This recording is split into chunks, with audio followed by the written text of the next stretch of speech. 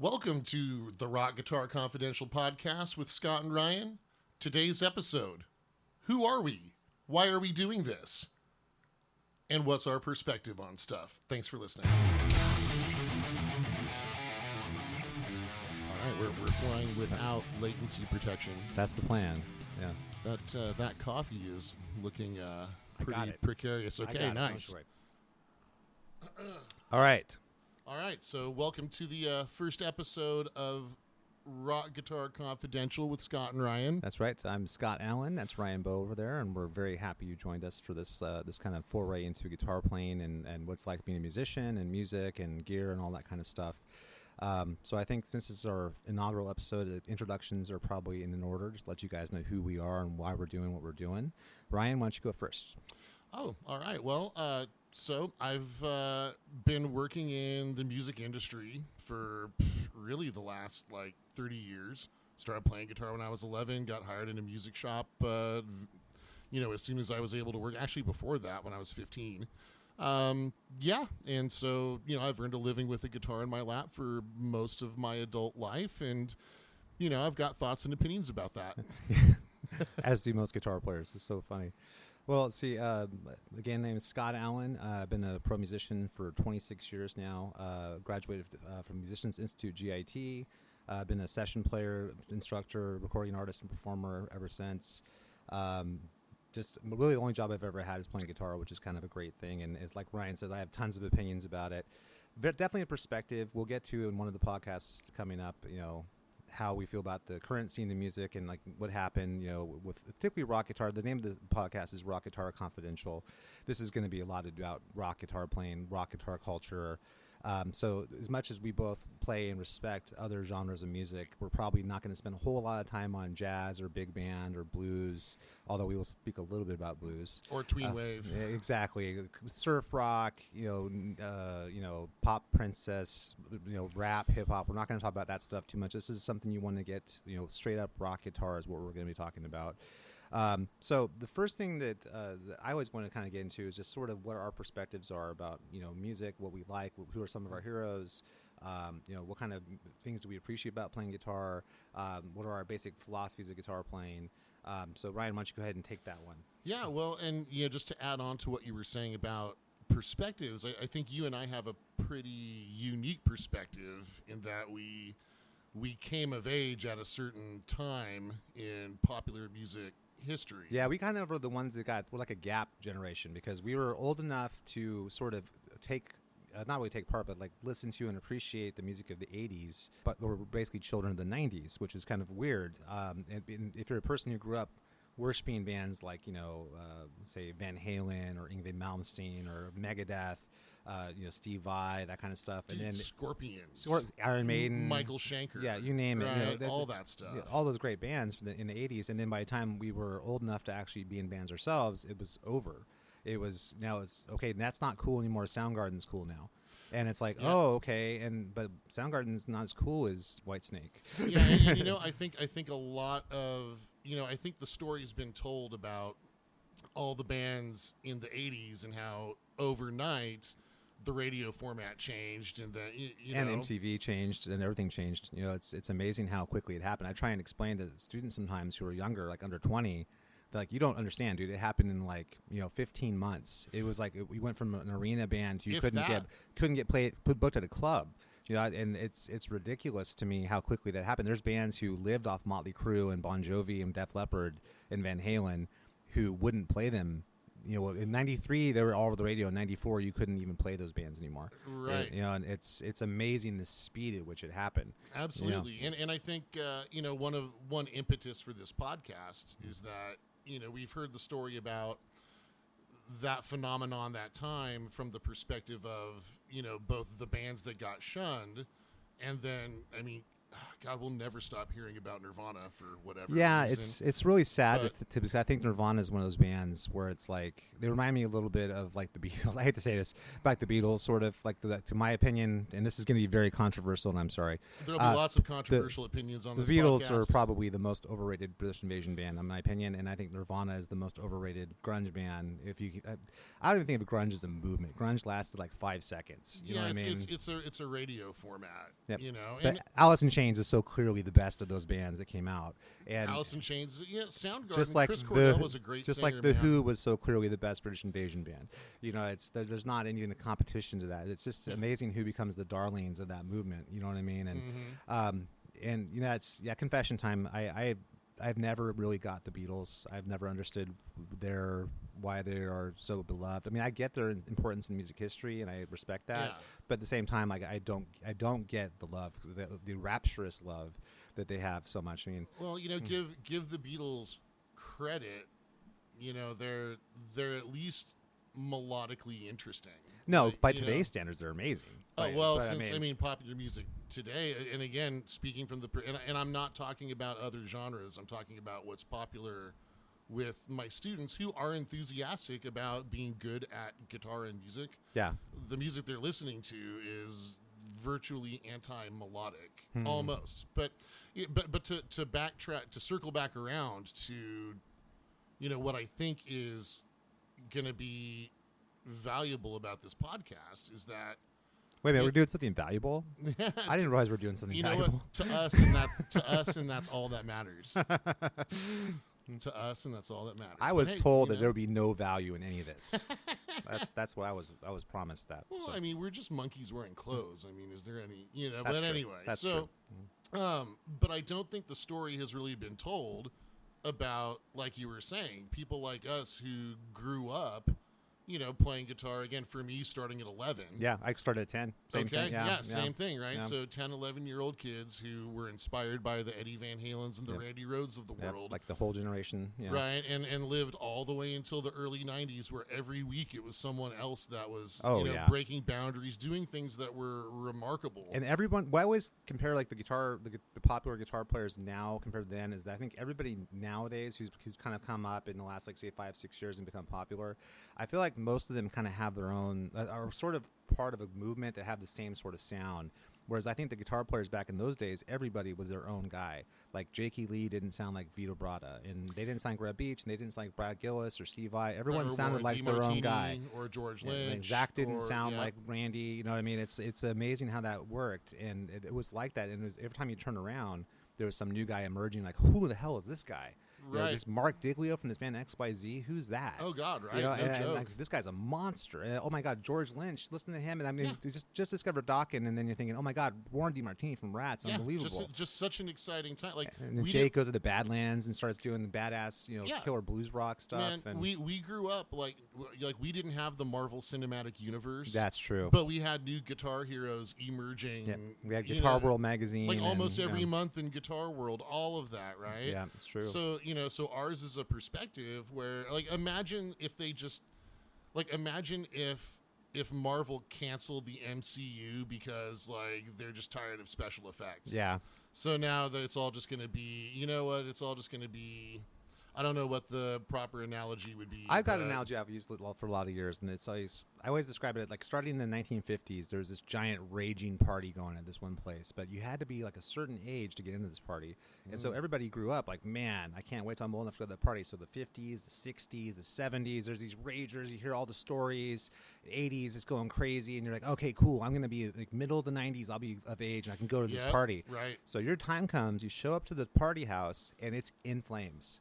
You're standing at Right. the gate, and you're looking at a fully engulfed house burning down. And you know what? And even before that, like, you got a fake ID by, like, getting a job at the local guitar shop. Yeah, so yeah. like you kind of got in, but still. But you didn't yeah. get to go be in a club band Yeah. in the 80s and That's that kind right. of thing. And so by the time it was like mid 90s, I remember I look at that and actually I'm kind of grateful because I have students of mine who love that same kind of music that I grew up with, who are like 19, 20 right now, but they didn't even get to see that there was ever a party there. It's just vacant field that's always been vacant. Yeah, absolutely. There is no rock and roll party going on anymore. Yep. You know what I mean? And so they never even knew that existed. We kind of got really shafted because not only do we know it existed, we were salivating to our turn, and then it just went away. Right. Another analogy I've always used too is it's like imagine you're training your whole life to go in the NFL, and you go through the combine, you're all ready to go. Day of the draft, they cancel the league.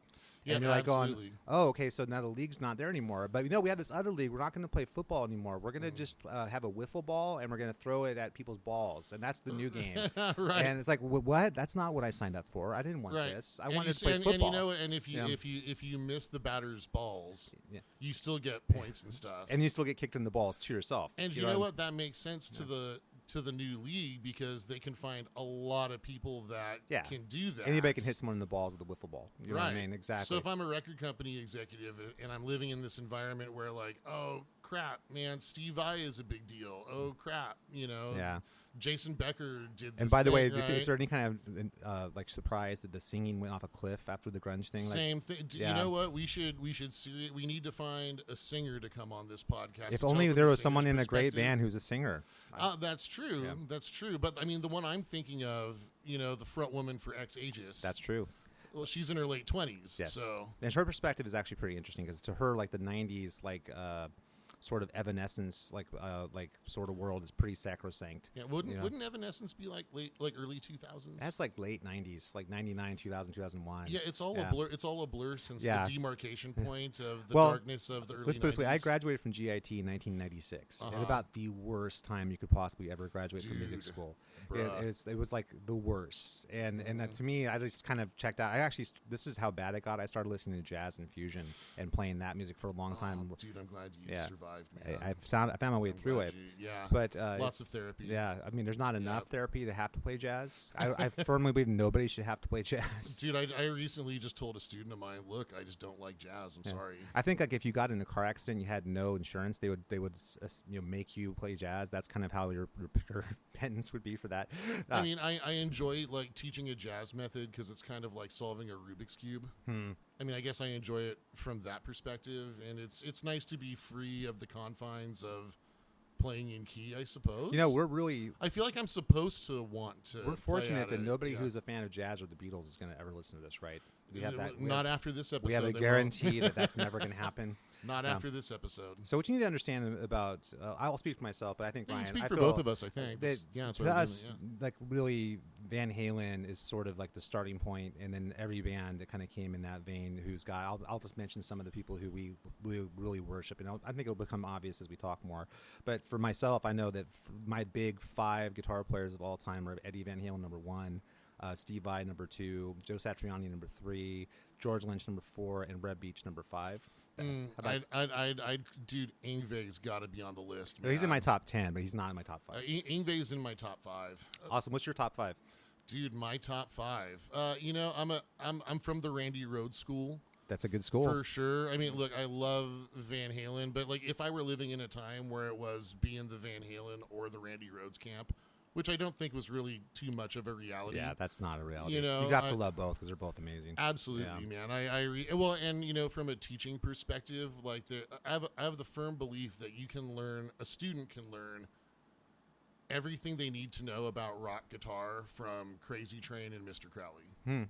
That's first, lead and rhythm. Yeah, like if you learn all the parts, and then if we analyze all of it and what's happening, I think that's a great template. I think Randy has a style that you could learn to play. Sort of, I think Eddie's got a certain feel that you can't match. Not that you can play the notes, but you can't. It's almost like Stevie Ray Vaughan that way. You can play the notes, but it's not going to feel like Eddie Van Halen. Right. You know what I mean? And that's a tough thing. He's got such a vibe to him. But so that's my top 5. Yeah. We'll go ahead and give me your top 5. Well, also to your point about Eddie Van Halen in the field, like I've refused to play Eruption in cover bands. Yeah, because it's so self-congratulatory too. I mean, it's I'm not ever going to sound. It doesn't mean that I can't play all the tapping licks. I totally can. Yeah. but I'm not going to sound like Eddie. It's and I'm almost not like gonna, you know, it's and almost like graffitiing some beautiful work of art in a lot of ways.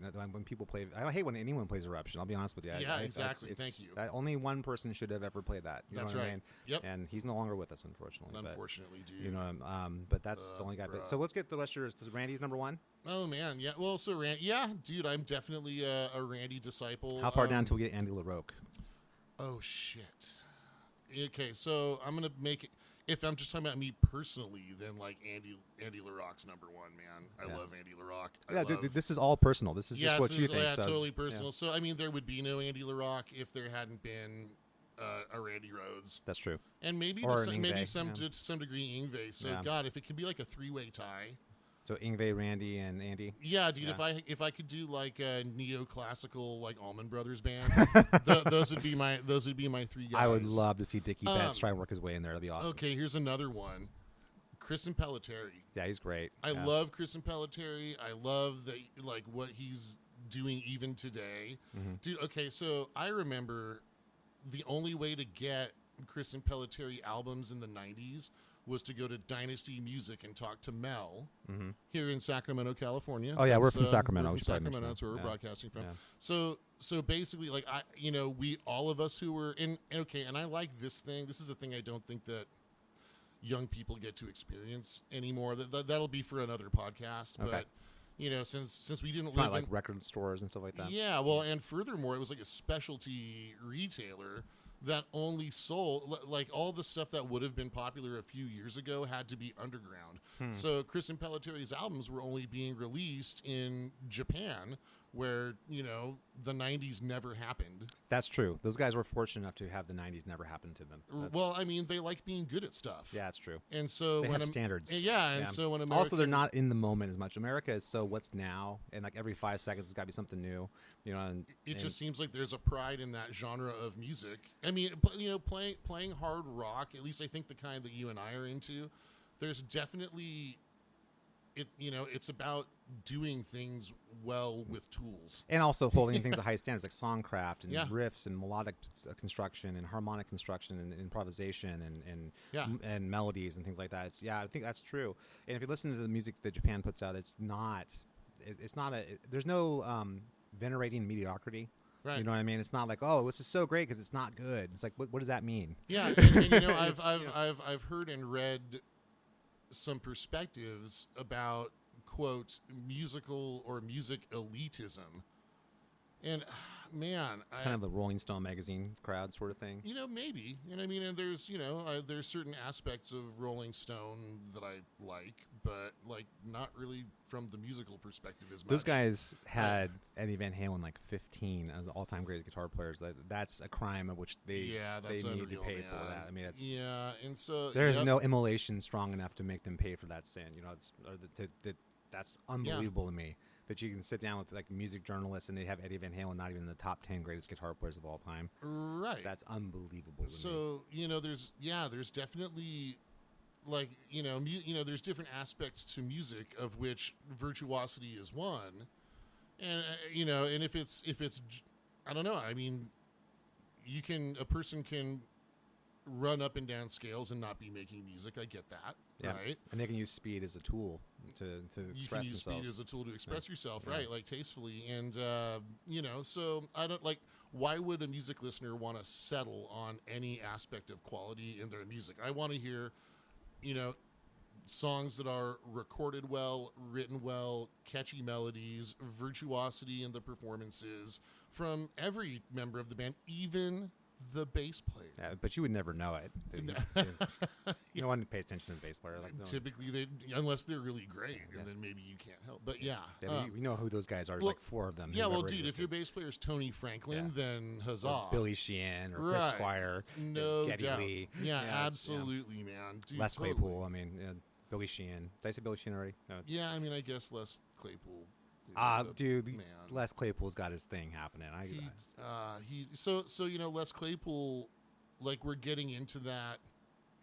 I'm going to play the weirdest sounding thing, the weirdest, most angular sounding thing possible. Like, like that. That's you know what though? That's I think a trend now. I think that's authentic to him though. I don't think he's doing that as an effect. I don't think that's something he's doing for like, hey, look at my weirdness. He's just being him. Yeah, no doubt. No doubt. I gotta respect that. You know what I mean? And hey, I love the South Park theme. And I gotta tell you that also, I'm not a giant fan of Primus, but those guys were making interesting music in the '90s, which that itself needs to be applauded. You know what I mean? Yeah, no doubt. It's really one of the few things about that day. I mean, it's weird. I was, you and I are both kind of in this sort of generation where we were supposed to be into the music in the 90s. We were supposed to be into Pearl Jam and like Dave Matthews Band and that kind of stuff. And, but unfortunately, we started playing guitar in the 80s when everybody was a guitar hero, and we didn't have any interest in that stuff. It's like, because I'll remember the first time I was probably like a junior in high school. Mm-hmm. Someone's like, oh my God, you got to hear this great band, Nirvana. And I'm like, oh, cool, man. I was looking for new bands. Let's check it out. And I put it on. And I was like, what is this? This is like a pop punk thing. Like, where are the solos? Yeah, like what is this and why is? Yeah, I was expecting like a Saigon Kick or something like that. Some like a really cool, interesting band that did a lot of interesting, cool things. Right. And I got this like watered down pop punk thing. Oh, and then meanwhile, from the row of teaching studios back by the repair shop at the guitar shop, you could hear like simultaneously like. 3 or 4 studios had kids like poorly playing "Come As You Are" all at this. It was like the row, row, row your boat of "Come As You Are" played like. What I think it's really hard is because how do you explain to somebody why it's important to practice and take your craft, seriously when your bar is Kurt Cobain, when that's what you think good guitar playing is? It's like, oh, okay, well, I'm already there. I got 2 lessons in. I'm good. It's an instant gratification thing. Yeah. Man. I don't know how to. It was pretty eye-opening for me too at that time, and this is something anybody who's younger listening to this, you probably won't understand what I'm going to say, but I remember for a long time thinking, okay, everyone likes this music. At the time it was like Whitesnake, Def Leppard, Van Halen, Metallica, Megadeth. Thinking more pop stuff, Bon Jovi, Def Leppard. They like this stuff, Dokken. They like it because it's good. They like the fact that it's good songs, great playing. That's why everyone digs this. And when the grunge thing happened, and they were just instantly totally cool switching over to this mediocre stuff. I remember thinking, oh, they're just doing what they're told. I didn't realize that people just liked that stuff because they were told it was cool. I thought they liked it for reasons beyond that, but apparently that's not why they liked it.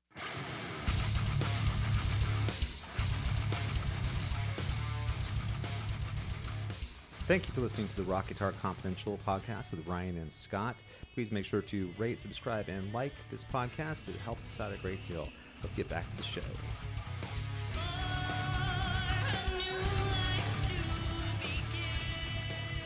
And since you and I are guitar players, we fell in love with like the music aspect and the playing guitar, but we have to acknowledge the fact that MTV turned popular music into a visual medium. It's as totally well, true, right? And that's why everybody's beautiful and has like the coolest looking clothes and stuff when they're on the MTV. But that being said, that shit was awesome, man. It was an awesome way to kind of find new bands. Dude, again, Marvel Cinematic Universe, it was music. Yeah. It's true. And, But it was actually it wasn't just like a flash in the pan, look how cool. It was the good, the bands that had the goods were still there. And I think what sucked about when the 90s happened is it was the babies got thrown out with the bathwater. All the great bands got thrown out the window too. You lose a Bang Tango, which who cares, but you also lost Queensryche. Right, yeah, that's right. That's exactly right. And, okay, we're going to get rid of, Tyketto, but then, great, now we also threw out Ozzy Osbourne too. Right, exactly, you might be like, getting rid of like Pretty Boy Floyd, but you destroyed Winger. Yeah, exactly. And whatever anybody wants to say, Kip Winger is a great songwriter. You will notice that Reb Beach is in my top 5 Red guitar Beach players. Is absolutely, man. He's definitely in my top 10. That's a band, I think, more than any other band that's an 80s band who got absolutely shafted by the 90s. Probably harder than anybody. Just annihilated. Really, before the 90s even happened. It was like during the time when they should have been in their heyday, they got completely annihilated. Yeah. For reasons that are so stupid. If you look at that band. The kid on Beavis and Butthead wore a Winger shirt. Sure. Game over. And also, Kip Winger is a ridiculously good-looking dude. Right. So I think if it wasn't, cut, like, if it wasn't for those two those things. Those are image reasons. Those are all, like, none of that has to do with Rod Morgenstein playing drums. Or Reb Beach being a monster, or Paul Taylor. And their songs are killer. And it's interesting, right? Yeah. If you dig deeper. Layers, right? They have melodies and layers of rhythm and harmonic complexity and improvisation. Interesting chord progressions. Yeah, I mean, and it wasn't typical stuff. It wasn't just 1-4-5 stuff. You know what I mean? And And I think anybody who, I mean, there was a badge of honor thing going on back in those days, like, oh, Winger's lame. You know, everyone's got to be trying to be macho or something. Yeah. And it's like, you know, dude, just like good stuff. Who cares? You know, I think, dude, I will die on the hill. I think Def Leppard's one of the top 20 greatest rock bands ever. Oh, absolutely. You know what I mean? Their first album is one of my favorite. On Through the Night is one of my favorite albums. Well, and that's Pyromania is one of my all-time favorite albums. Totally. Yeah. I mean, I'm reaching for the deep cut, but man, I remember being a kid having On Through the Night, in the cream cassette, not the see-through modern looking totally, one. yeah. I know. Yeah. Dude, I listened. I do the album cover with the Les Paul on the back of the big rig. Like it was. Phil Collin and Steve Clark were very influential on me when I first started playing because I think that they played with skill and economy, and they made the songs better. Yep. And it wasn't like they just played for themselves. That's something that really was an eye opener listening to those guys play. And in a similar way, I think Michael Wilton and Chris DeGarmo and Queensryche were like that too. Yep. Both great guitar players. And if you listen to the early Queensryche stuff, like the Rage for Order and Warning and stuff like that, they're really kind of going off. But when you start getting to obviously Empire and Operation Mindcrime and Promised Land, they could still rip, but they were doing things that were just absolutely making the song better.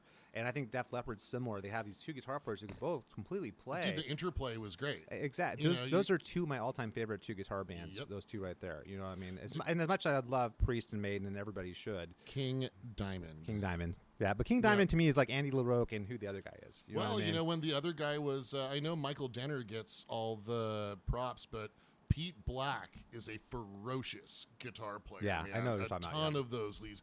Yeah.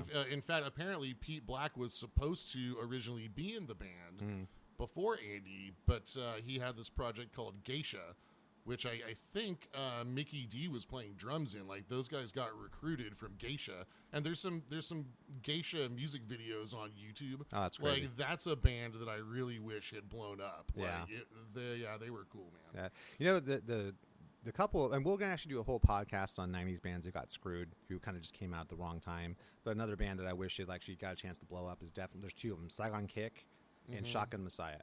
Those are two bands I wish had been able to actually continue going. Yep. Actually, I'll throw another one. T-Ride is another band I really love. T-Ride, I haven't heard of T-Ride. Oh my God, T-Ride's Jeff Tyson's band, and Jeff Tyson was one of Satch's students. And monster player. And that record they made one record, I think for Hollywood Records or something back in, it must have been like 91, 92 or something, like right when it was too late. Basically, brutal. It was killer, and I remember thinking, man, these guys are going to be great, and then nothing, because obviously before they could even get into the studio to record the next one, the grunge thing happened. Grunge was like this weird sort of apocalyptic event in the rock world where basically everything that was before got washed away. It's a radio format, man. The irony is that, the people that to whom it was sold, thought, oh, this music is more raw, it's more deep and more meaningful. Real. Yeah. No, it's not. It's just another, format foisted upon the public by record companies, right?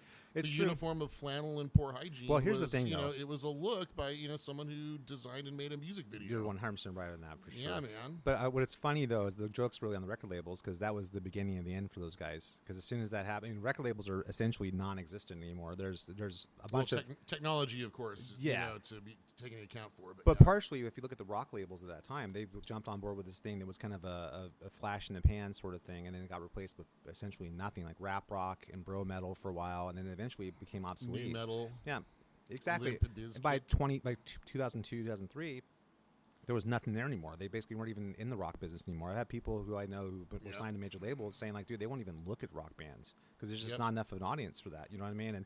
But that's largely due to the fact that all the things about rock and roll that attracted a big wide audience got taken away. The whole idea of like hooks and melodies and flashy, fun shows. It got replaced by people staring at their shoes and talking about killing themselves. Yeah, dude. As soon as if you're at the old Cal Expo amphitheater. Rest in peace, dude. Like as soon as the stools come out and everybody sits down, oh man, I'm out. Yeah, it's funny. Lame. Dude, I saw Metallica do an acoustic set once. Why? Just let that sink in. Yeah, I know. saw Metallica do an acoustic set. Yeah. Why? Yeah, I don't get it either. I don't get it. Remember when there was everyone was expected to do an unplugged set? Yeah, it was like 94, 95, something like that. Yeah. No, I don't want an unplugged set. Yeah, I get that. It's trends. People want to be trendy. You know what I mean? It's what it is. But I think looking back on that time, though, I feel like what happened is rock and roll, and this is something I always try and get across to students, especially younger students, is that at one point, sort of what the Kardashians are now, or let's say Machine Gun Kelly or Post Malone. That was Extreme and the Scorpions at one point. They were like, if you turn on Entertainment Tonight, they would do like backstage reports from Extreme's concerts. Oh, Headbangers Ball, man. Yeah, that was something that was mainstream. Those guys, Whitesnake was as big as like Beyonce. You know what I mean? It's hard for people to get their heads around that idea just because of the fact that they can't even imagine a rock band being that big. And there was like also cross pollination, like Eddie Van Halen playing on Michael Jackson's "Beat It." Yeah, there was. Yeah. Or Dirty Diana with Steve Stevens and right. stuff. Yeah, totally, man. Yeah. The King of Pop playing with these dude, even Billy Idol's career, right? He kind of straddled the line between like rock and pop and totally, man. They were great crossover artists. Even if you turn on, I was listening the other day, if you turn on even like Lionel Richie from the 80s, there's going to be this ripping guitar solo in that. Oh, God, yeah. Listen totally. to like Hungry Eyes will have a great solo. There's that was part of the culture back then. How about Steve Ferris from Mr. Mister? Yeah, great guitar player. Great. Yeah. Dude, he played the solo on Kiss's Creatures of the Night. Yeah, and it was ripping, dude. Ripping, totally. I remember Steve Lukather played the solo on, was it Running with the Night from Lionel Richie? And he does like a minute-long solo at the end. Talk to You Later by the Tubes. Yeah, exactly. So like none of these artists or songs like fall under the banner of what people call hair rock or glam and dude, glam, what's wrong with glam? I mean, look at T-Rex and I think what it was is there was an element of the guitar media or music media back then who thought two things. One is that they hate image because image is fake, which is stupid because even if you don't have an image, that's your image. Yes. And the second is they think that virtuosity is inappropriate in rock and roll. So you can't be good and be a rock artist, which is why they love like the Sex Pistols. I was just going to say Neil Peart and Geddy Lee taught us that you can choose not to decide, but you still have made a choice. It's totally true. But dude, even Chuck Berry was very good at his instrument. He was the first rock guitar hero. You know what I mean? He was a pioneer. I mean, you have to allow for the pioneers. Like Jimi Hendrix came around at a time when technology, like there was that intersection, right, of like what effects and like wah pedals and stuff. Like before that, it hadn't been that way, and gain and overdrive with amplifiers allowing for more sustain so that the instrument can then be used more in the way that vocalists sing. Yeah, it was pushing the engineers too, like guys like Pete Townsend and Jimi Hendrix were demanding more from what amps and guitars could do. Tony Iommi. Yeah, it's true. Man, I might put Iommi in my top 5 just from like an inspiration perspective. Well, unbelievable riffs for sure, and great solos too. I think that he doesn't get any credit for his solos. But and he doesn't get any credit for like the later. I forget what the record label was, but stuff like Headless Cross, the Tony Martin era of Black Sabbath. Mm-hmm. Yeah, dude. Yeah, it's totally true. Like, it's totally that's true. The stuff. So anyway, I gave you the top 5. Let me give you my next 5 after okay. that. So my next 5 is going to get. It's not deep cutty, but it's going to be a little bit more deep cutty. So right after Reb, I would put Jakey Lee. Yeah, Jake. Oh, dude, Bark at the Moon changed my life. Warren DeMartini. Yep. Chris Oliva. Savatage. Ronnie Laticro. Yes, TNT. And then John Sykes. Those would be my next 5. Dude, John Sykes. Hey, have you talked to John lately? I actually just had a DM with him the other day. So nice. That's good. Tell him but anyway, I would say going down that list, though, if you look at like a guy like Jake, obviously Jakey Lee is pretty well known in the rock community, but everyone thinks of him as Ozzy's guitar player. And to me, like my favorite Jake stuff is the Badlands stuff by far. I think that stuff he did on those 3 Badlands records is amazing. Oh, dude, unreal. And then at the Warren DeMartini, when people shrug their shoulders at a band like Rat, I'm like, okay, Rat had an amazing guitar player and killer songs. Oh, yeah. Killer songs. You can't deny him. Dude, I will never forget, man. I was probably like 9 or 10 years old. And, I was, my dad's side of the family is Catholic. My mom's side of the family is Southern Baptist.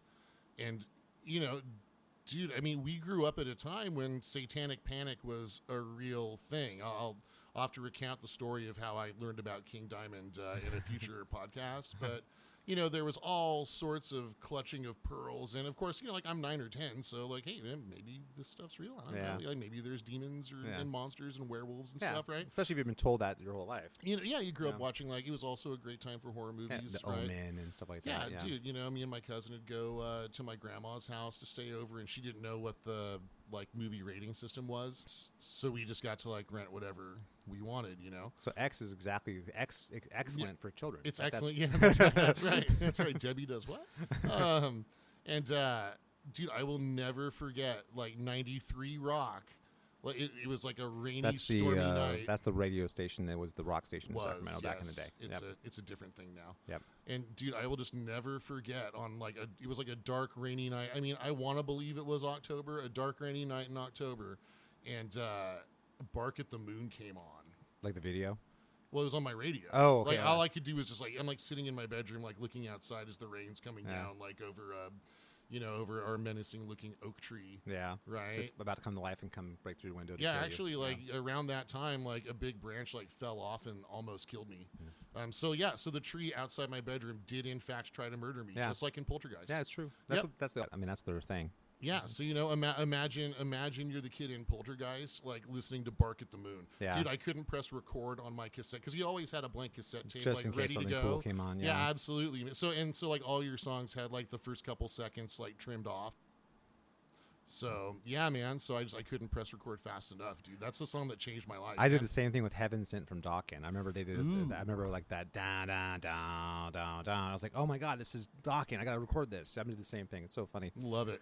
But I forgot where I was going. Oh yeah, that's right. So going down the list, we have obviously Warren, who's an amazing guitar player. Yeah, Warren's great. Now Chris Oliva is a dude who I've always been a giant fan of the band Savatage, and I like all the different iterations of that band.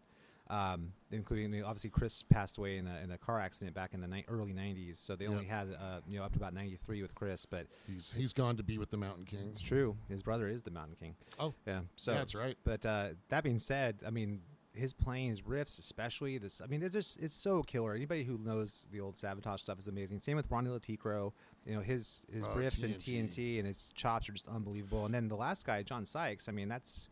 Dude, vibrato. If you need to know how to like perform, how to have good vibrato, then like John Sykes is the guy. Taste. I mean, listen to the solo, and when it's "Is This Love?" The solo is unbelievably melodic and so tasty, man. And then he wants to tear your face off. You can do that too. Like Black Hearted Woman from Blue Murder just rips your face off. Dude, I'm glad you mentioned that, man. The solo from "Is This Love?" Dude, that is a perfect example of taste. It's not super shreddy. It's just the right note at the right time. That's something I've always appreciated about Yep. guys like that, who have all the chops in the world. If they wanted to just rip your face off at any moment, they could. But they do what the song wants. And I feel like that's what all guitar players should be aiming. If I tell my students this, and I try and embody this in my own playing too, is that have the capacity to play anything. And then play what you want and play what's right for the song. The idea of saying I don't want to build chops because I don't want to play mechanical or something, that's all just excuse making at the end of the day. Yeah, or I don't want to learn theory because I don't want it to, I want to have original ideas. Yeah. It's like, dude, the theory is happening It's whether a you tool. want to see it or not. Yeah. The frets on a guitar divide every string into half steps. I always describe it like this when it comes to music theory. It's like, okay, if you want to go somewhere, like say you want to drive to New York, right? The smart thing to do is get directions and then drive to New York.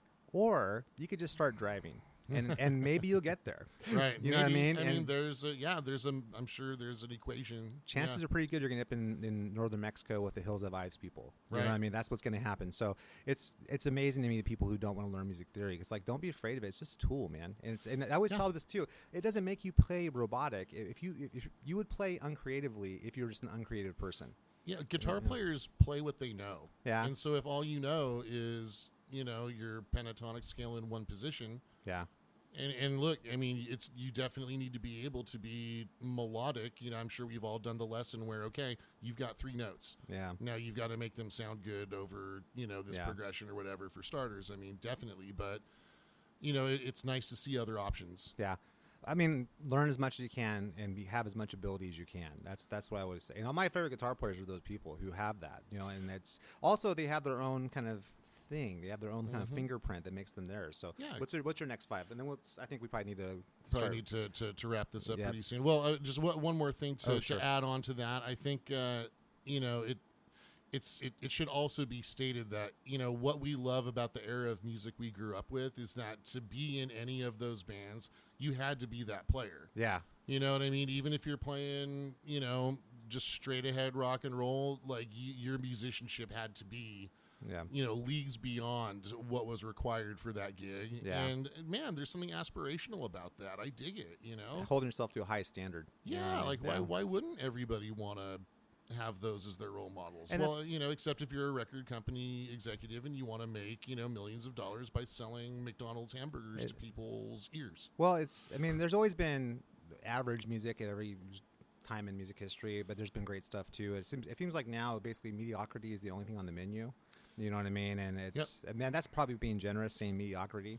You know what I mean? It's gotten pretty bad. It's shocking. I'm sure this has never happened in history before, that people think that their music's better than the music that came after their generation. I think this is the first time that's ever occurred. I'm pretty sure. Well, this will have to be a topic of another podcast too, because there's a new phenomenon of my young students being into artists who are technically very accomplished. Yeah. But to my ear, it's virtually anti-melodic, and it makes me just wonder.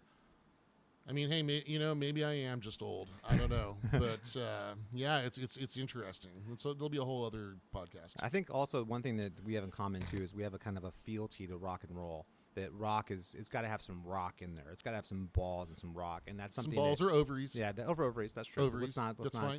Just some sort of. It has to have some reproductive organs. Egalitarian in there, but right. I think that's a fealty that maybe people of our generation, maybe a few years younger than us, feel. But I don't think someone who's 19 feels that kind of fealty to rock and roll like we do.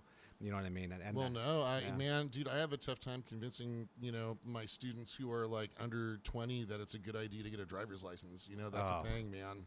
That's for another podcast. Yeah, it's another. But I think that's also connected to this. Music is personal, and it's true. So I think it's a reflection. It is. It's crazy. That's a good place to wrap up for this All right. episode. Hey guys, thank you so much for listening to this. Just to kind of give you some things to wrap it up here. Brian and I are in a band called Ex Aegis together. Yeah. We're about ready to drop our first record coming up pretty soon. If you guys want to check out anything that I do personally, you can come check my website at scottallenprojectband.com. And of course, socials would be Instagram /Scott Allen Project, Facebook /Scott Allen Project, and what's the other one? Twitter /SapShred. Ryan, what about you? No, I was going to say, and we also we teach guitar lessons in the greater Sacramento and Elk Grove region. Yep. If you're in Northern California, you want to take in-person or video lessons or Zoom lessons with any of us, you can certainly do that, and you can book me through the website, scottallenprojectband.com. And you can find me at skipsmusic.com. Thank you for listening. Right, thanks.